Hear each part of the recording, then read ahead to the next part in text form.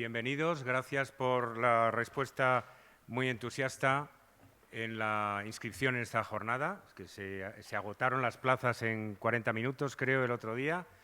Estamos aquí para estudiar y celebrar nuestra Santa Catalina, para celebrar a Caravaggio y para celebrar al Departamento de Restauración, al área de restauración, que ha hecho un magnífico trabajo en la limpieza, en la restauración y en el estudio, la serie de estudios técnicos que están expuestos, como saben ustedes, en una sala especialmente rediseñada y acondicionada para ello y que permanecerá así hasta el 23 de junio, ¿no, Ubaldo?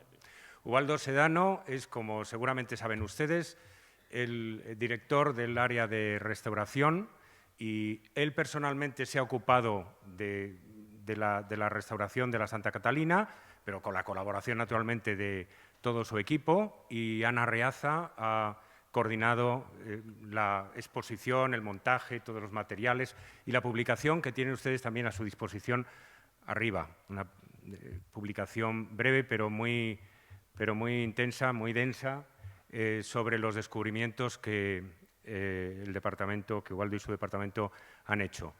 La jornada de hoy está dedicada a presentarles esos resultados. Yo no me he resistido a la tentación de intervenir también, aunque no he restaurado nada, y voy a procurar ser solo telonero.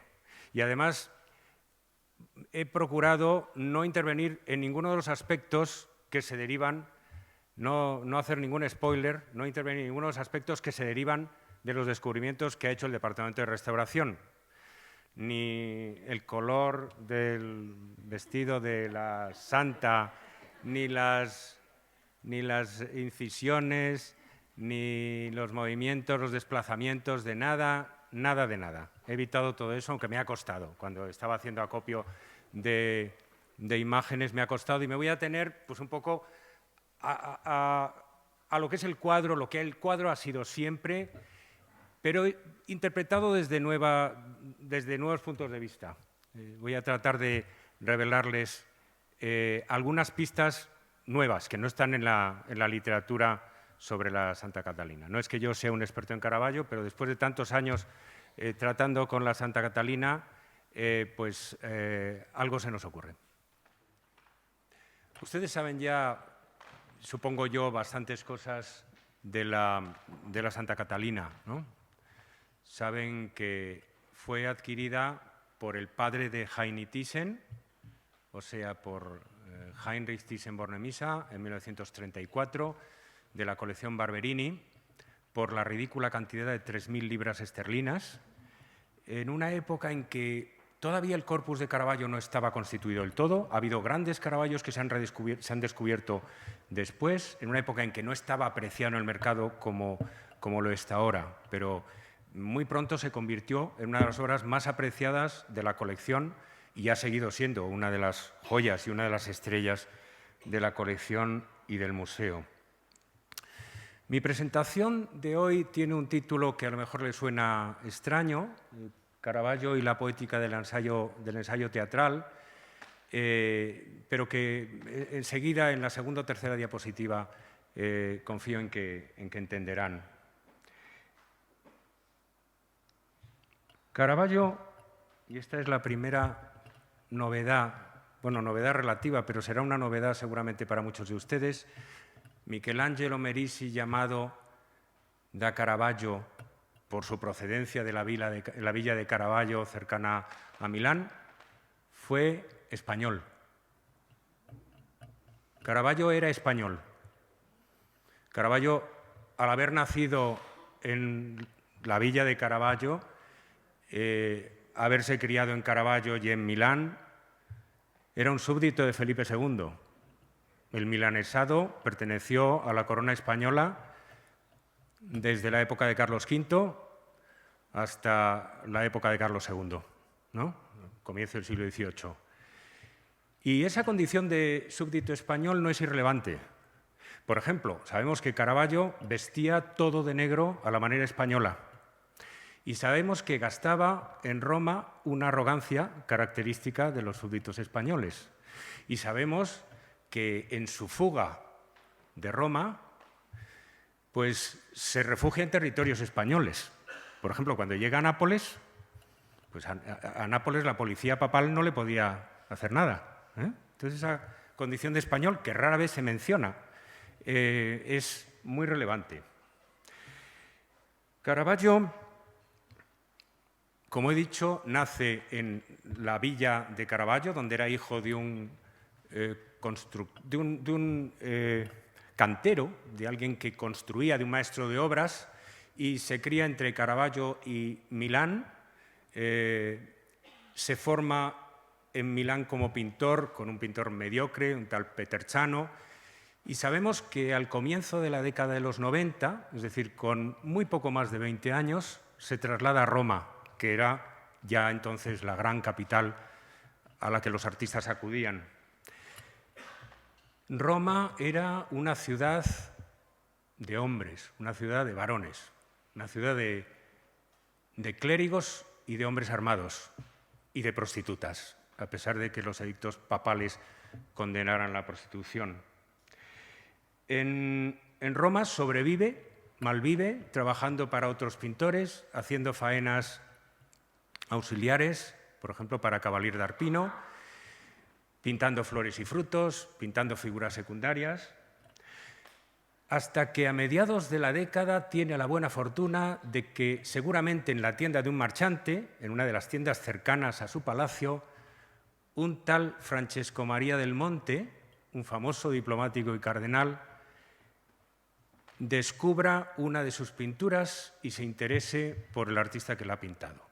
Caravaggio se incorporará a la familia, al servicio del cardenal del Monte a mediados de la década, entre 1595 y 1597, y pasará a vivir en este palacio, en el Palacio Madama, que hoy es la residencia del Senado italiano, el Palacio del Senado, habiendo sufrido transformaciones, reformas arquitectónicas considerables. A la derecha, Caravaggio, a la izquierda, Francesco Maria del Monte, ambos representados por Ottavio Leoni, un artista también protegido del Monte, pero representados muchos años después.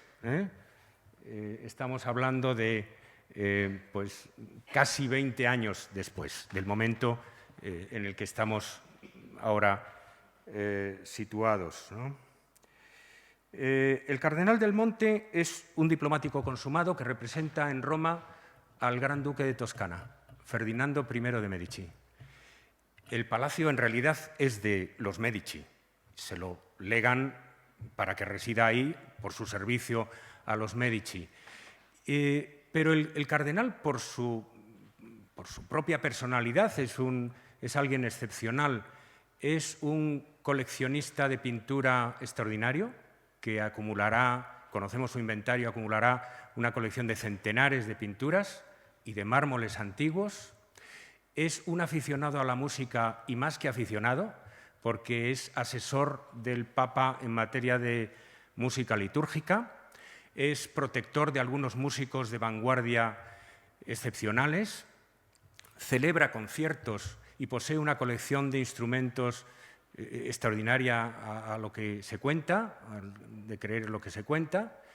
En fin, también ha protegido a científicos. Es conocido su papel como mecenas, como protector de Galileo Galilei en la década de los 80, al final de la década de los 80, ¿no? Caravaggio forma parte de un equipo de unas 50 personas. El servicio que trabaja en el Palazzo Madama, el servicio del cardenal, son unas 50 personas entre artistas, criados, hombres de armas, guardaespaldas y todo eso. El cardenal no tiene una fortuna excepcional.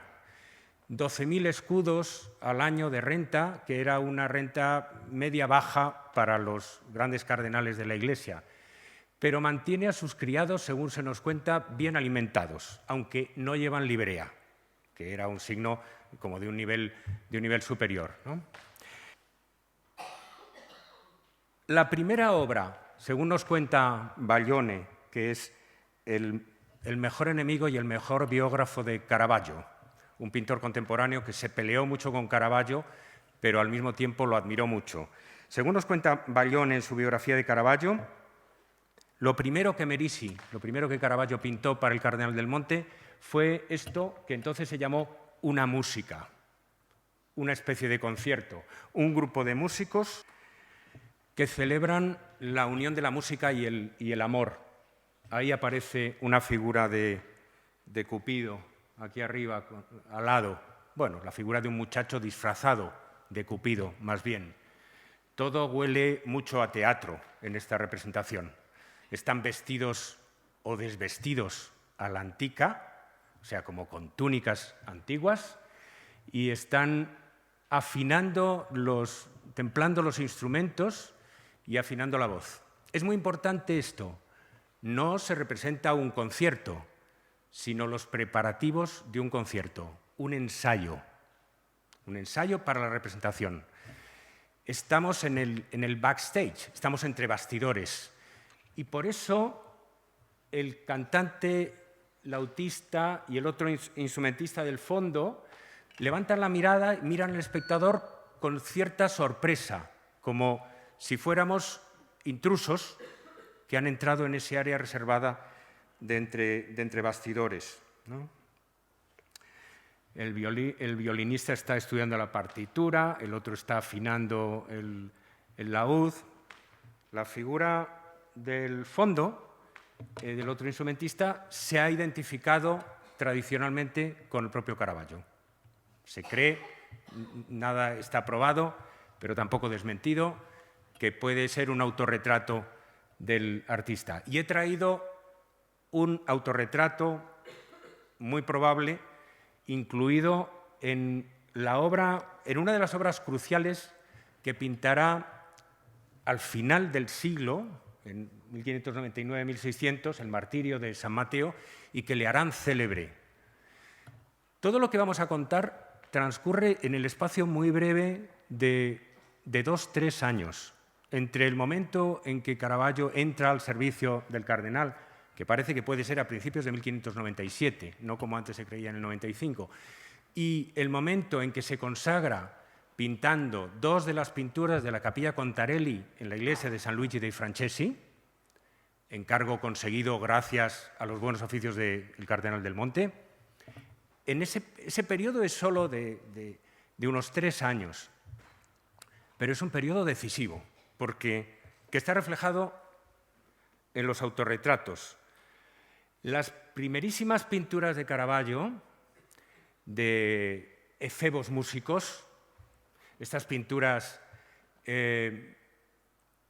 bueno, pues un poco manifiestamente homosexuales, que se han interpretado habitualmente como expresión de las inclinaciones homosexuales del artista, pero que hoy se juzgan más bien como expresión de las inclinaciones homosexuales del comitente, del Cardenal del Monte.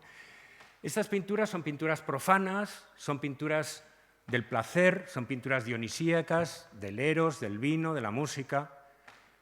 Y las pinturas con las que Caravaggio saltará a la celebridad, las pinturas de la vocación y el martirio de San Mateo, y lo que vendrá después, serán pinturas religiosas y violentas, pinturas de martirios, y todo eso está expresado, está recogido en el rostro de ese testigo del crimen que es el propio artista. Por cierto, un autorretrato infrecuente, porque los artistas, cuando incluyen su autorretrato de incógnito en sus composiciones, suelen mirar al espectador como para identificarse. Y aquí, en cambio, Caravaggio aparece como abstraído, concentrado en el crimen del que está siendo testigo, ¿no?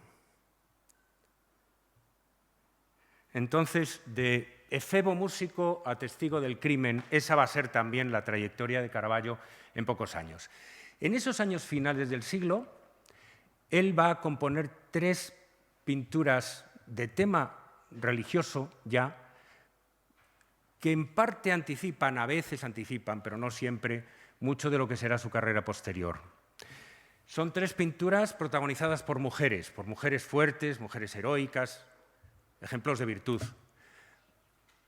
Fíjense, una del Antiguo Testamento, otra del Nuevo Testamento y una Virgen mártir. O sea que representan como 3 periodos en la historia de la Iglesia.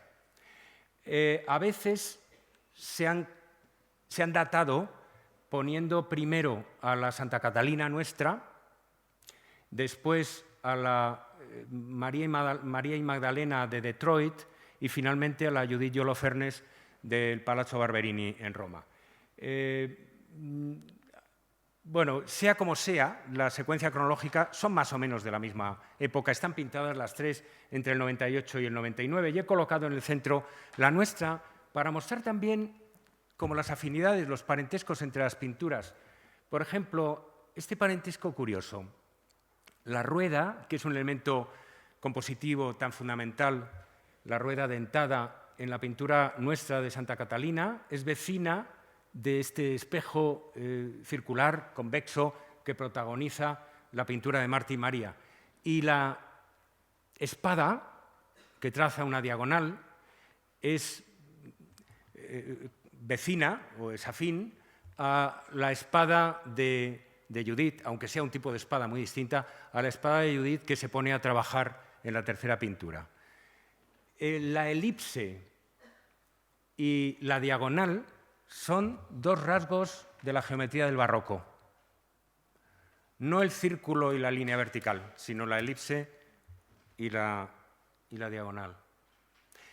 Vamos muy brevemente con cada una de esas 2 pinturas. Marta y María Magdalena saben que representa esa escena del Evangelio de Lucas en la que Marta y María, hermanas de Lázaro, amigas de Jesús, debaten sobre la frivolidad de María. Marta le reprocha en un momento a María que no se ocupa de las faenas de la casa y que se olvida del trabajo.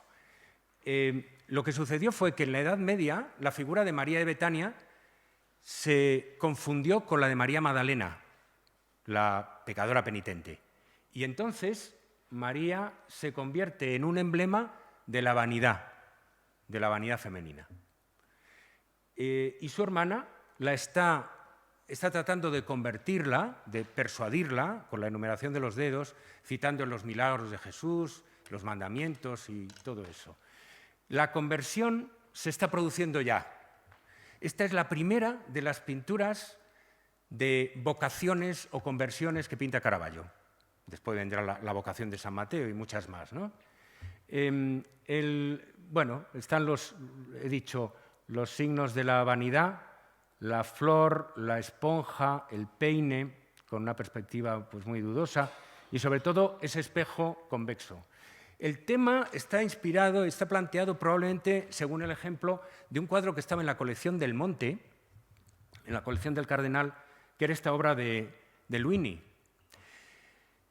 ¿Por qué es importante mencionarlo? Porque, bueno, primero, entonces se creía que el cuadro de Luini era de Leonardo, porque Luini era un discípulo de Leonardo, como saben ustedes, y porque Luini era un pintor milanés, era un pintor lombardo, y para Caravaggio lo que hace Luini es particularmente relevante, porque es de su tierra, aunque sea para llevarle la contraria, para plantear las cosas. Los cuadros son muy distintos, ¿no? El cuadro de Luini falta expresión, falta drama, ¿no? Son 2 figuras. La figura de María Magdalena es como una Mona Lisa colocada ahí, incrustada ahí, y apenas hay comunicación entre ellas. Pero algunos elementos del planteamiento compositivo de la mesa, de los objetos, de la colocación de las figuras, probablemente los ha tenido que tomar de aquí.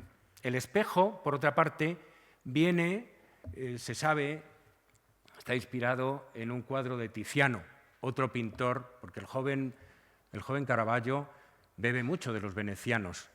De un cuadro temprano de Tiziano, La mujer con espejo, expresión consumada de este tipo iconográfico que es la vanidad femenina, la bella ante el espejo, de en torno a 1515.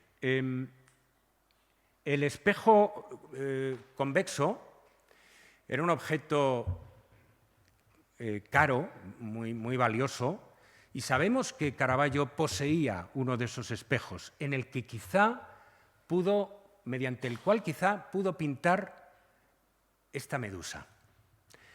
Se ha creído tradicionalmente que esta famosa medusa de los Uffizi estaba basada en un autorretrato del artista. O sea que aquí tenemos el cuarto retrato del artista que vemos hoy. Es una imagen que le encarga Del Monte para regalársela a su protector Fernando de Medici. ¿Por qué? Porque Fernando de Medici había poseído en su colección una famosa cabeza de medusa pintada por Leonardo da Vinci, que se había perdido. Y Del Monte hace la gracia de encargarle a Caravaggio que emule a Leonardo y pinte, por cierto, la medusa sobre una tela que se pega a una rodela, a un escudo de madera de superficie convexa, para llevarlo como un escudo de parada. Ustedes saben que Medusa era un signo apotropaico que iba en el escudo de Palas Atena, ¿no? De Palas Atenea. Entonces, es como un símbolo de poder que Del Monte le regala a su protector Medici. En la exposición de los Uffizi se aprecia por los reflejos. Es una obra muy difícil de fotografiar sin que salga precisamente por esa superficie convexa. Hay otra versión más temprana del propio Caravaggio en la que en las radiografías se aprecia que hay por debajo un rostro que puede haber sido efectivamente el autorretrato a partir del cual se ha creado la imagen. Bueno, la otra pintura de esta serie de mujeres heroicas, virtuosas de que estamos hablando y en la que está inscrita, digamos, nuestra Santa Catalina, es la Judith de Holofernes, que está pintada por Caravaggio para el banquero Ottavio Costa.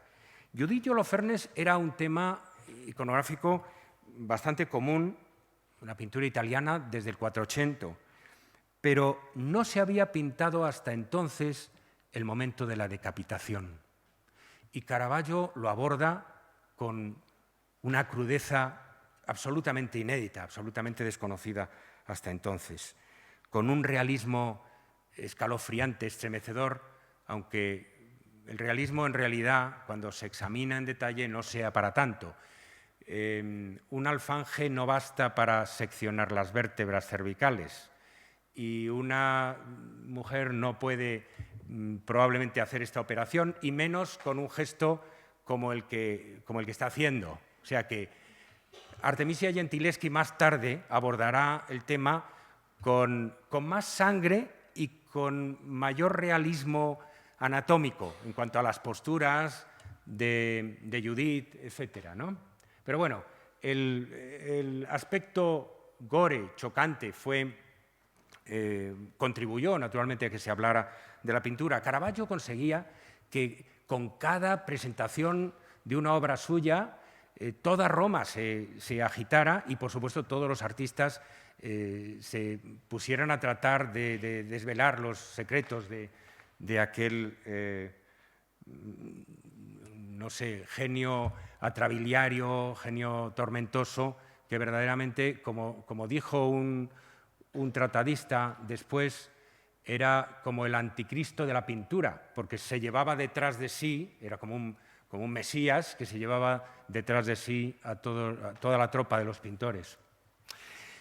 Las tres mujeres que hemos visto hasta ahora nos interesan también porque tradicionalmente ha habido consenso entre los estudiosos en torno al hecho de que podrían estar basadas en una misma modelo. La verdad es que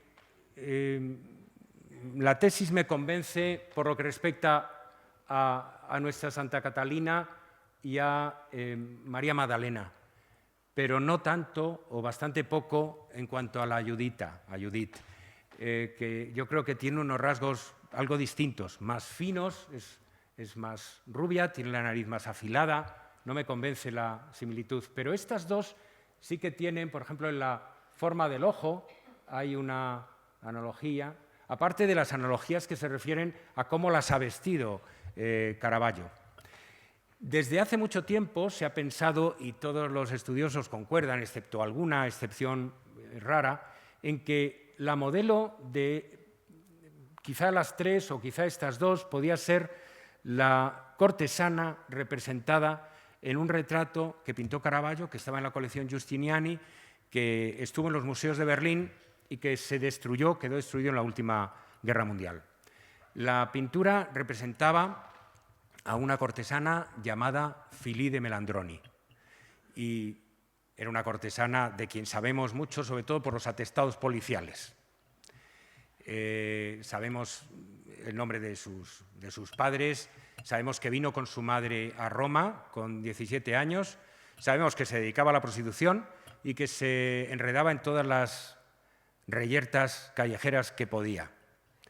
Porque hay muchos interrogatorios, muchas comparecencias ante la policía. La detienen por celebrar una fiesta de carnaval ruidosísima en su casa, la detienen por estar prostituyéndose de noche cuando ya se ha dado el toque de queda, la detienen por intentar rajar a la amante de su proxeneta, de su protector, a una amante ocasional que tenía su proxeneta.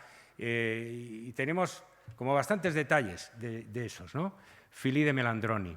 Parece que en la época en que se pintó el retrato, Caravaggio estuvo muy involucrado con ella.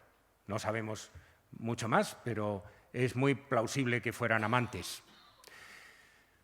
Pero lo más interesante del caso, y que le presta al retrato a la imagen de Santa Catalina de Alejandría de nuestra colección algo de fatal, es que después de esto, Filide se lió con un espadachín de origen noble que era muy conocido en Roma por su arrogancia y su cartel pendenciero, que se llamaba Ranuccio Tomasoni. No sé si les suena el nombre. Y Ranuccio Tomasoni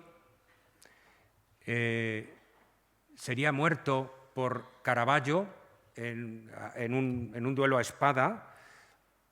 A continuación, según se nos dice, de una pelea, de un partido de palacorda, de un partido de tenis, sobre cuyo resultado no estaban, supongo, de acuerdo, en mayo de 1606. Hay una nueva tesis del último biógrafo de Caravaggio, Graham Dixon, según la cual Graham Dixon piensa que hay indicios de que el asunto que condujo al duelo no fue una simple diferencia sobre un partido de tenis, sino precisamente un asunto amoroso, una disputa por una mujer. Y quién sabe si sería por la propia Filide, no lo sabemos. Graham Dixon se basa en esto, para afirmar esto se basa en el hecho de que la herida que le ocasionó la muerte a Tomasoni fue un corte en la femoral. Y Graham Dixon piensa que en realidad Caravaggio no se proponía matar a Tomasoni, sino hacerle un esfregio, es decir, dejarle marcado con la espada en sus partes pudendas, es decir, poco más o menos castrarle, y que se le fue la mano y le cortó la femoral y se desangró en pocos minutos. Entonces, todo esto puede no estar demostrado, pero tampoco está desmentido y tiene una alta dosis de probabilidad, ¿no? Vamos a hablar un poco, vamos a hacer un pequeño periplo muy breve por la iconografía de Santa Catalina. Ustedes conocen la historia de Santa Catalina de Alejandría, una figura legendaria, probablemente apócrifa, probablemente no existió nunca una Santa Catalina. Se ha dicho que Santa Catalina de Alejandría recoge los rasgos de Hipatia, la famosa científica y filósofa. Los protestantes llamaban a Santa Catalina la Palas Atenea de los papistas, porque Santa Catalina reúne las cualidades de noble, filósofa, oradora, es una gran figura intelectual, muy apreciada por los papas y al mismo tiempo una santa enormemente popular, en la Baja Edad Media y en el Renacimiento. Hay infinidad de imágenes de Santa Catalina y en torno a Santa Catalina se codifica toda una serie de atributos. Ustedes saben que los santos, en la tradición iconográfica cristiana, están codificados convencionalmente en una serie de objetos simbólicos que les acompañan. Los que acompañan a Santa Catalina son habitualmente la rueda y la espada, que son los instrumentos de su martirio, el libro, que representa su vocación de filósofa, de estudiosa y de oradora, la corona, que es un símbolo de su origen principesco o noble, el anillo, que es símbolo de sus esponsales místicos con Cristo, y la palma, que es un atributo genérico de todos los mártires. Esos 6 atributos. Bueno, la lógica de los atributos se desarrolla a lo largo de la Edad Media. Es una lógica de agregación, de ir añadiendo objetos para enriquecer los atributos. Sirven para identificar al personaje, para simbolizar sus cualidades y, sobre todo, crecientemente, para recordar al fiel determinados episodios biográficos, para recordarle episodios de su vida, episodios de su martirio. En las representaciones de estos 2 sieneses del Trecento tenemos como la práctica más ingenua de la iconografía de los atributos. El atributo aparece en primer término, muy clarito, delante del cuerpo. El atributo es el aspecto más fundamental de la imagen, porque la hace más legible. La rueda, en muchas ocasiones, se miniaturiza para hacerla también más legible. Se convierte en un juguete, ¿no? La rueda y la palma, en este caso. La rueda, el libro y la palma. Y en compensación, el cuerpo que hay detrás, ese cuerpo frontal hierático, apenas disfruta de ningún papel ni de ninguna libertad.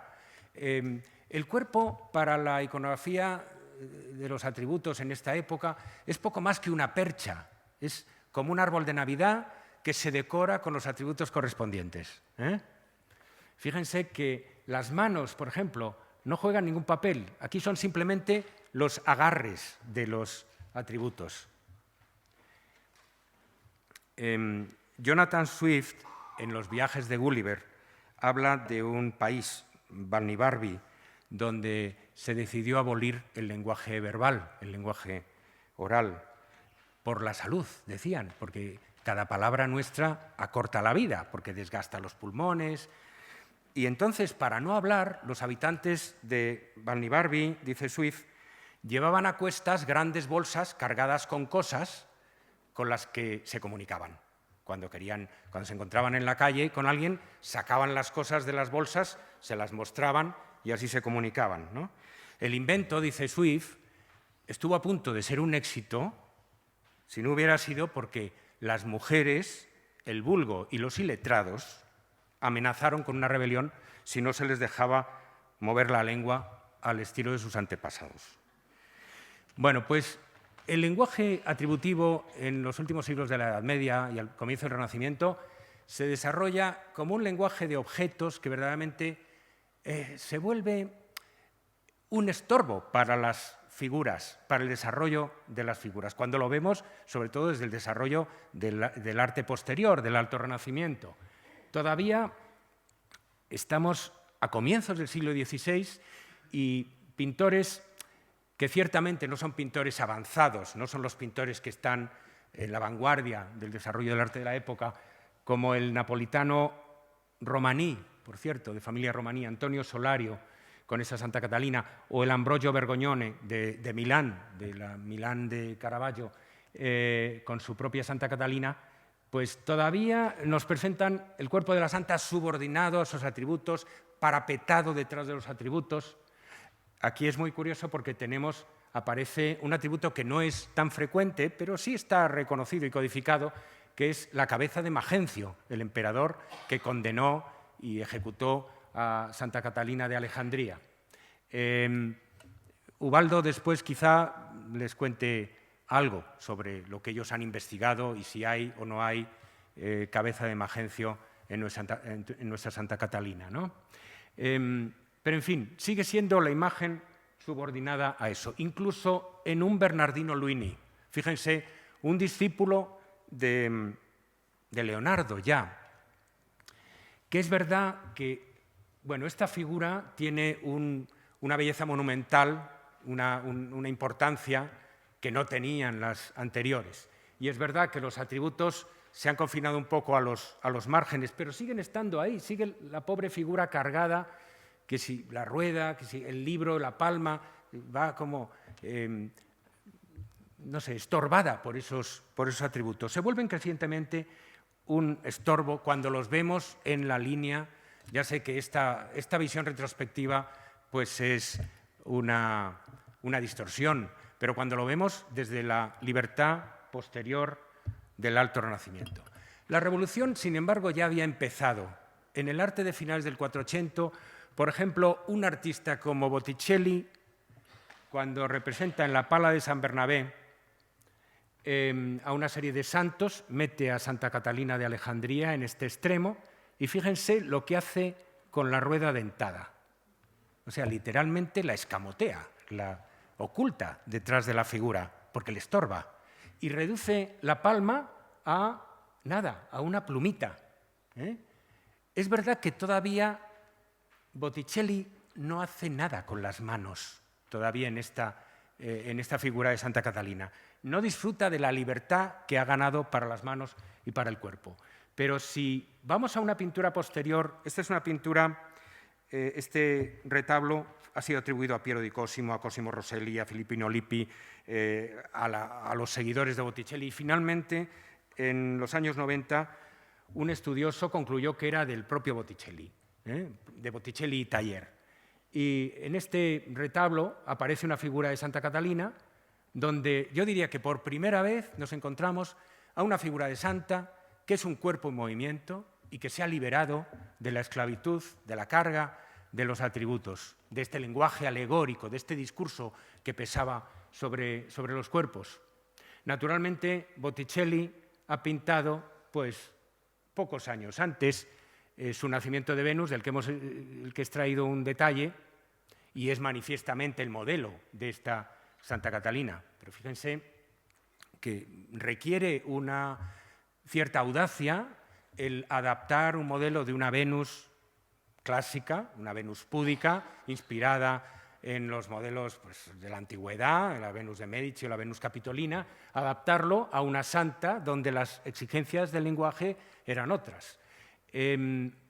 A veces se menciona la presencia de este modelo de la Venus púdica como una gran conquista del final del 480, del Alto Renacimiento, pero en realidad en Italia los modelos clásicos habían estado siempre presentes. Un Giovanni Pisano en el Trecento, al principio del Trecento, ya pintaba la figura del pudor como una Venus púdica, según modelos clásicos, con una mano en el pecho y otra mano en el pubis. O sea que en Italia, en realidad, nunca hubo una discontinuidad en la tradición iconográfica, ¿no? Los modelos grecorromanos estuvieron siempre a la vista, estuvieron siempre tan presentes. Entonces es Botticelli quizá el primer pionero de esto, pero donde sucede realmente la gran ruptura es porque se trata de una pintura independiente y no ya de una figura, parte de una serie de santos en un altar, es con la Santa Catalina de Alejandría de Rafael. Por cierto, digo Santa Catalina de Alejandría, estoy abreviando en los títulos lo de Alejandría, pero todas las Santa Catalinas que muestro son Santa Catalinas de Alejandría. Bueno, la Santa Catalina de Alejandría de Rafael pertenece a su periodo florentino. Ustedes saben que Rafael pasa 5 años, entre 1504 y 1509, en Florencia, donde trabajan en aquel momento Leonardo, Buonarroti, donde vive todavía Botticelli. Botticelli morirá en 1510, y ahí se va a forjar el lenguaje clásico del Alto Renacimiento, en ese momento. Después, Rafael irá a Roma y acometerá con 25 años el trabajo de las estancias del Vaticano, que le encargan. Dense cuenta de lo que es ese trabajo monumental, extraordinario, que marcará toda la historia del arte a un artista de 25 años, ¿no? En la Santa Catalina está recogido, naturalmente, esto que hemos visto antes. Los modelos de la Venus púdica está ahí, está asumido, está recogido. Pasados, filtrados por la Leda de Leonardo. Leonardo había hecho un dibujo perdido de la figura de Leda y el cisne, y Rafael lo copia. Y es evidente que el contraposto y la sinuosidad de la figura pues está muy emparentada. Más la posición de las manos, como he dicho, que procede de la Venus púdica. Los brazos, además, es un modelo formidable porque los brazos, el que se coloca sobre el pecho y el que se coloca sobre el pubis o sobre el muslo cerca del pubis, forman como un círculo, uno en una dirección, el otro en otro, un círculo en torno más o menos al ombligo, de manera que toda la figura está como cerrada sobre sí misma, maravillosamente equilibrada, cada movimiento en un sentido compensado por un movimiento en sentido contrario. Bueno, mi tesis, que es solo mía y no se la puede imputar a nadie, es que la pintura de Rafael jugó un papel fundamental en la génesis de nuestra Santa Catalina. ¿Por qué digo esto? La pintura de Rafael perteneció a la colección Borghese.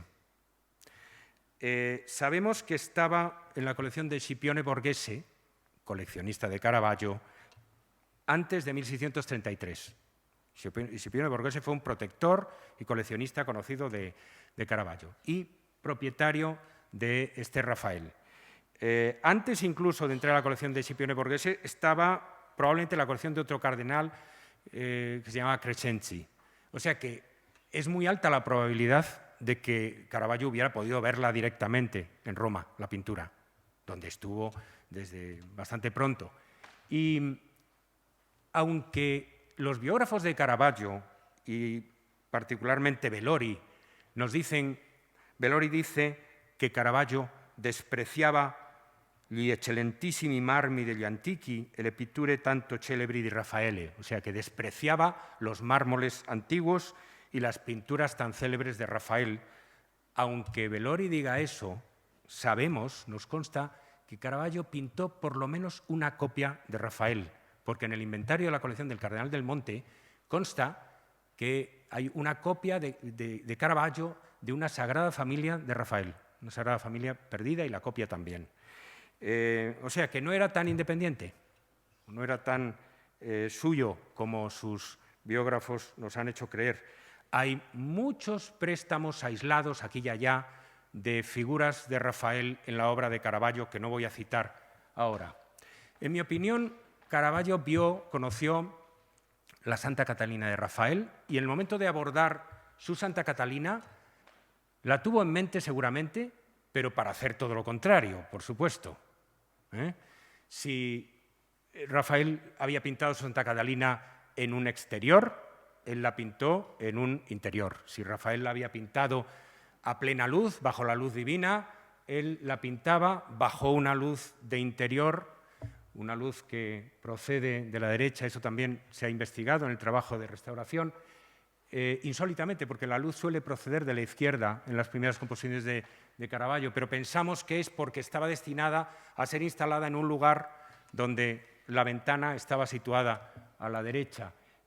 Si la Santa de Rafael tiene sus manos, tiene una actitud de las manos de autoprotección, de pudor, cubriéndose el pecho y el pubis, fíjense, yo creo que se puede interpretar que él ha partido de esa posición de Rafael, de la Venus púdica, y ha modificado las manos, las ha aproximado, pero al ponerles entre ellas la espada, las ha convertido de una expresión de autodefensa, de una expresión protectora, de pudor, en una expresión de agresividad latente. Unas manos que acarician una espada, pues son una amenaza por lo menos latente, por lo menos potencial. La modificación más definitiva es que la Catalina de Rafael está extática mirando a la luz celeste, ¿no? Mientras que la Catalina de Caravaggio nos mira directamente, mira al espectador. Y esto es un cambio muy considerable, ¿no? Entonces, yo creo que Caravaggio pensó en el modelo de Rafael y pensó: voy a darle una lección a Rafael, voy a darle la vuelta a Rafael. Heredó de Rafael una cosa. Rafael se ha librado de los atributos, por fin, porque fíjense, el único atributo que Rafael conserva es la rueda, ¿no? Pero la rueda está ahí disimulada como un apoyo para la figura, un apoyo lateral, y no hay nada más. Y lo que queda es la libertad del cuerpo, la libertad expresiva, la belleza, la armonía del movimiento del cuerpo. Esta es la revolución del Alto Renacimiento. El cuerpo se convierte en protagonista y en objeto de la pintura en sí mismo, y no como soporte de un discurso, no como soporte de un lenguaje alegórico, sino absolutamente como el foco, como el protagonista de la consideración y la atención del espectador. Caravaggio, en un sentido, es menos radical que Rafael, porque Caravaggio restaura el lenguaje de los atributos, ¿no? Vuelve a incluir los atributos. Ahí están la rueda, la espada y la palma. Vamos a seguir hablando de ellos. Pero va a modificar sustancialmente el modo de aproximación a esos atributos. Va a hacer compatible la libertad del cuerpo, la espontaneidad del movimiento del cuerpo, con la presencia de los atributos. Va a convertir los atributos en objetos reales y va a ponerlos al servicio del movimiento del cuerpo. Entonces, las manos de Santa Catalina están perfectas para acariciar la espada, para sujetarla levemente, sin agarrarla en realidad, pero por sí mismas las manos expresan mucho, ¿no? Enseguida vamos a hablar de ello. Hay pintores contemporáneos en los cuales hay ecos de este proceso. Por ejemplo, Guido Reni. Guido Reni es un pintor muy interesante porque está justo como entre Rafael y Caravaggio. Entonces nos sirve para entender muy bien lo que pasa entre uno y otro. Guido Reni es un pintor coetáneo de Merisi, es solo 4 años más joven que Caravaggio, que se ha formado en Bolonia con los Carracci, que son de una tradición clasicista, y llega a Roma en 1601, o sea, 2 o 3 años después de que se pinte la Santa Catalina, en el momento culminante de Caravaggio, y se vuelve caravallista, se pasa del bando clasicista a la vanguardia. Se vuelve caravallista, tiene una breve temporada caravallista y luego vuelve a su clasicismo. Retorna al rafaelismo, porque la base de la tradición clásica de Bolonia era Rafael. Entonces, hay una deuda con Rafael y con Caravaggio en las obras de Guido Reni de esta época, que son del 6, del 7, del 15. Son obras que he recogido de distintas colecciones y en las que yo creo ver una cierta progresión. Fíjense, los atributos están ahí, pero están un poco en la penumbra o están en un segundo término, porque la lección de Rafael y del propio Caravaggio no puede ser olvidada. Está en primer término la palma, pero está la rueda en un segundo plano, en un lugar secundario, y sobre todo lo que ha pasado a primer plano es el juego de las manos, el juego expresivo de las manos en el pecho, que pueden expresar arrepentimiento, conmoción, el raptus, el arrebato de la pasión, del fervor, del éxtasis, porque se combinan con la mirada hacia arriba, con la iluminación, con la luz que cae de lo alto. Y además hay una cierta progresión, les decía, porque aquí todavía las manos están como al servicio un poco de la palma, del ropaje, Aquí están un poco más liberadas, aunque todavía está sujeta a la palma, y aquí ya, en la tercera obra, están más emancipadas, están emancipadas del todo, ¿no? Es la expresión lo que domina sobre el lenguaje alegórico. ¿Cómo maneja esto Caravaggio? Yo siempre me ha obsesionado la relación entre las manos de Santa Catalina y las manos de un tañedor de laúd, de uno de los tañedores de laúd que pinta Caravaggio en estos años del final del siglo XVI, el de la colección del Hermitage. Ambas están, en principio, en ambos casos, las manos empeñadas en un trabajo, en el uso de un instrumento o en el uso, por lo menos potencial, de un arma. Pero en ambos casos las manos tienen su propia capacidad de expresión, su propia gracia, su propia libertad. Es decir, que Caravaggio ha encontrado un punto en el que el objeto y la libertad del cuerpo pueden coexistir, sin estar el cuerpo sometido a los atributos, a los objetos.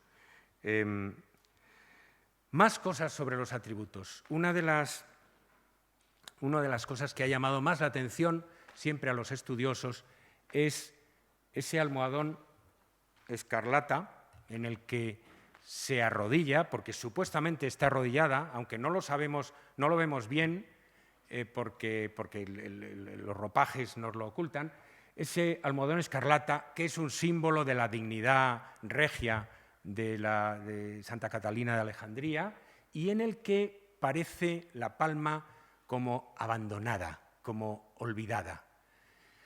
La palma del martirio no aparece jamás abandonada, por lo menos antes de Caravaggio, de esta manera.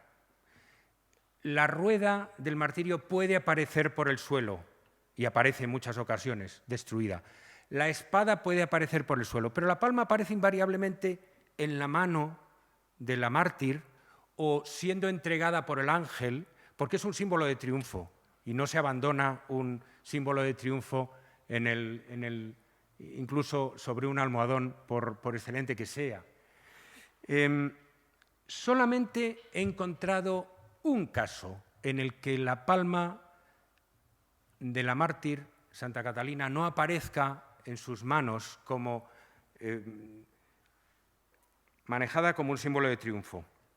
Y es en esta pintura de Tiziano, esta pintura tardía de Tiziano, donde aparece ahí apoyada sobre un sarcófago que representa el entierro de Cristo y es el pedestal de un crucificado, hay una calavera, y luego están los atributos de la santa, un trozo de la rueda dentada y una espada.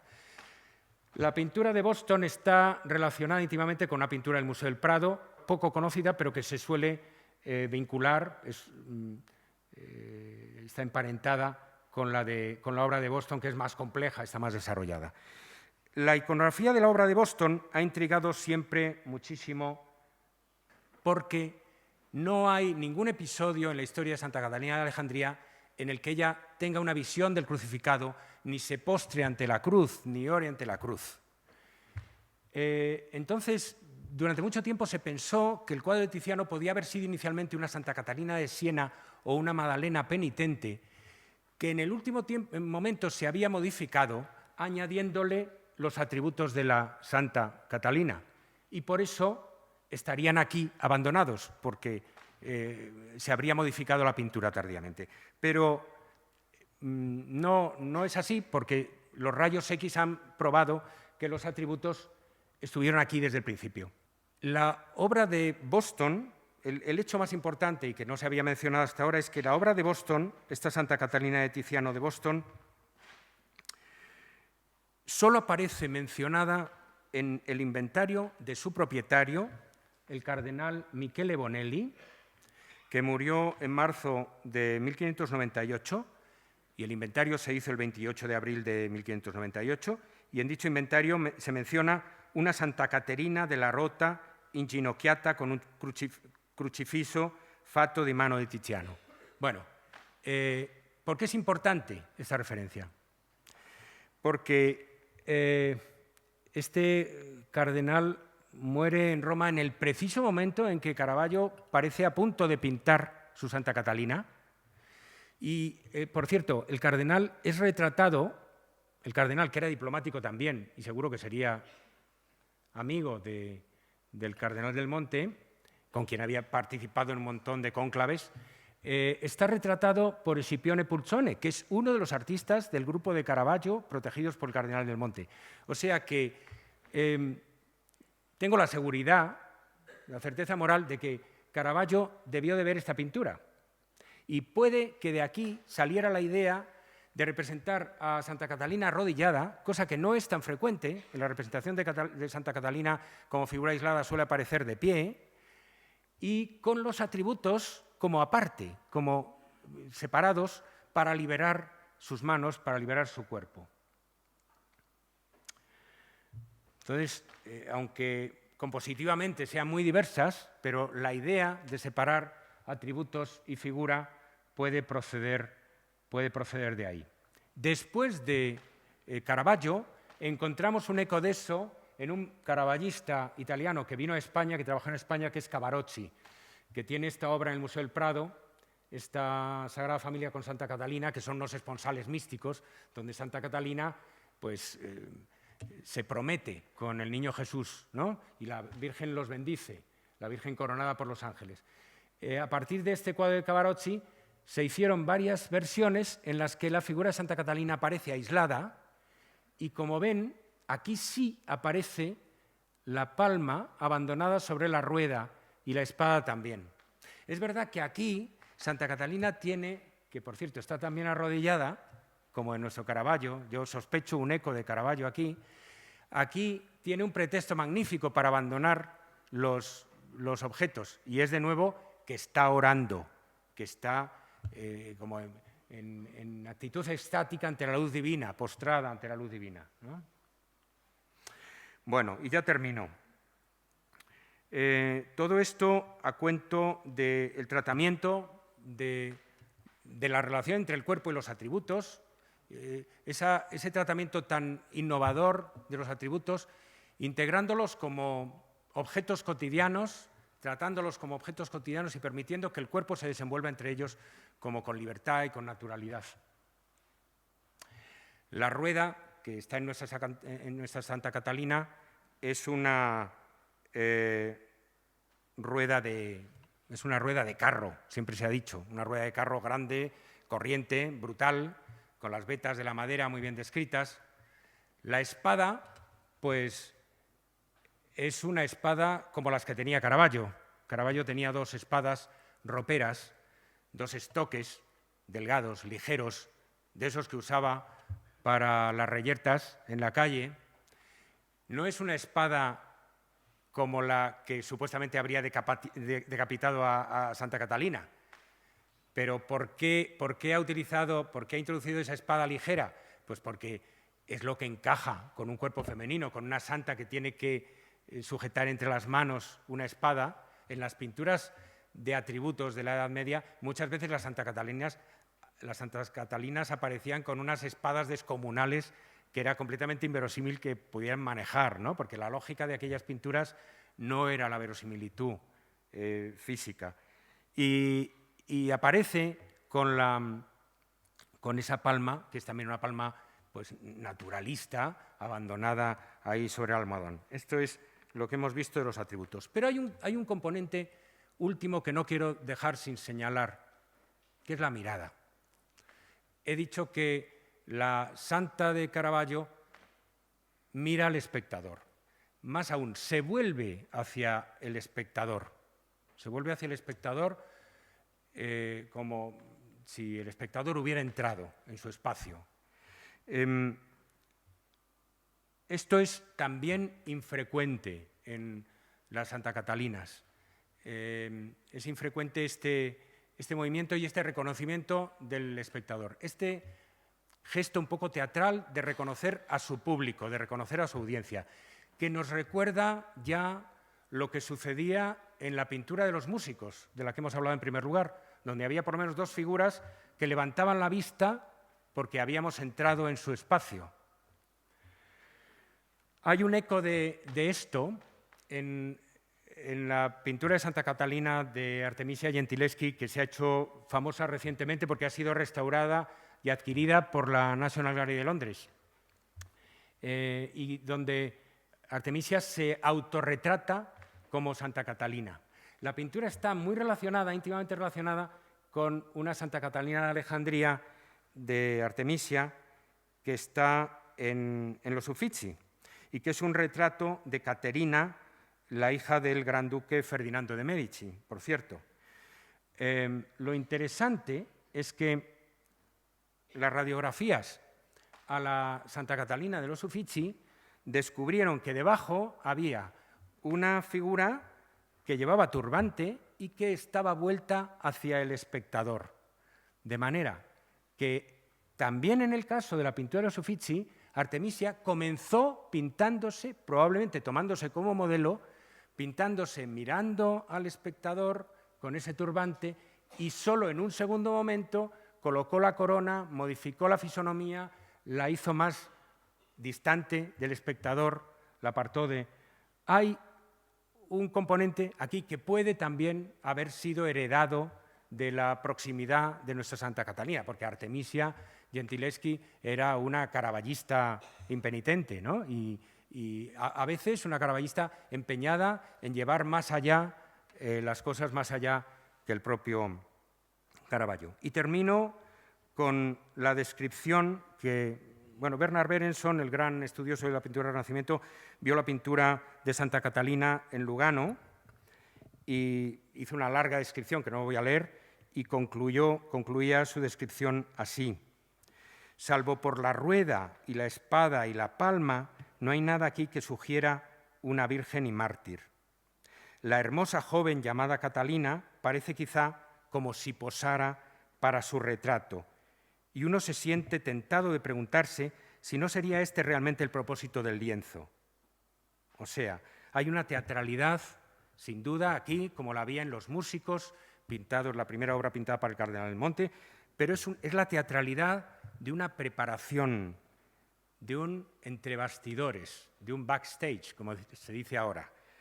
La modelo se prepara para salir a escena, ensaya las poses con el artista y mira al artista para encontrar esa pose, para encontrar esa puesta en escena, con la complicidad con la que la santa, la complicidad ambigua con la que la santa nos mira en este gran, espléndido, magnífico ensayo para una Santa Catalina de Alejandría. Muchas gracias.